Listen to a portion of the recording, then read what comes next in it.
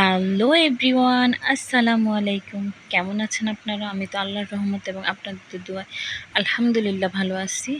তো আপনাদের সাথে আরেকটা ভিডিও নিয়ে চলে আসলাম। এটা হচ্ছে ধানকুনি পাতার ভর্তা করছিলাম ওই দিন, তো এটা আপনাদের সাথে একটু শেয়ার করতেছি। এই যে আপনারা দেখতে পাচ্ছেন, আমি এখানে সব কিছু কেটে কুটে নিয়েছি, ধুয়ে পরিষ্কার করে নিয়েছি।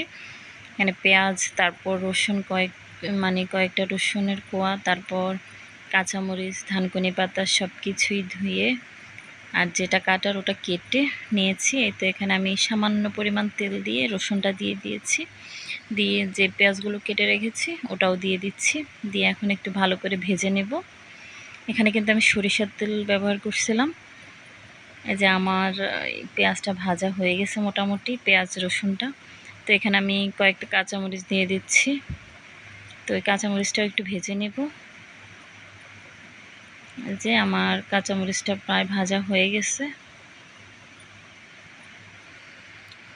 এই তো মোটামুটি ভাজা হয়ে গেছে। এখানে এখন আমি ধানকুনি পাতাটা দিয়ে দিব, দিয়ে ওটাও সামান্য ভেজে নেব, নেড়ে চেড়ে নেব আর কি।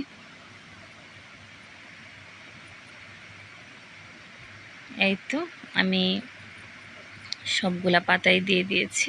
এখন এটা একটু নেড়ে ছেড়ে ভেজে নেব, বেশি ভাজতে হবে না। এখানে আমি একটা ভুল করছি, ভুলটা হচ্ছে এই যে ধানকুনি পাতার ডাঁটাগুলো মানে ফেলে দেওয়া উচিত ছিল, কিন্তু আমি ভুলে গেছি, মানে বুঝতে পারিনি।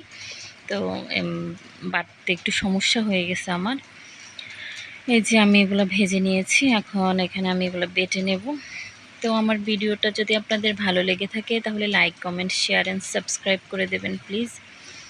আর এই যে আমি এখন শিলপাটা এটা বেটে নিচ্ছি। এটা স্বাদটা একটু তেতো তেতো টাইপের। যারা করলা ভাজি পছন্দ করে, মানে তিতাটা খেতে পারেন, তাদের কোনো সমস্যা হবে না। যারা তিতাটা পছন্দ করেন না তাদের এতটা ভালো লাগবে না। এই যে আমার বাটা হয়ে গেছে। তো সবাই ভালো থাকবেন, সুস্থ থাকবেন আর আমার পাশে থাকবেন। আর আমার ভিডিওগুলো একটু বেশি বেশি করে দেখবেন। পরে কিন্তু আমি এখানে একটু সামান্য সরিষার তেল দিয়ে এগুলা মেখে নিয়েছি। তো সবাই ভালো থাকবেন। আসসালামু আলাইকুম, আল্লাহ হাফেজ।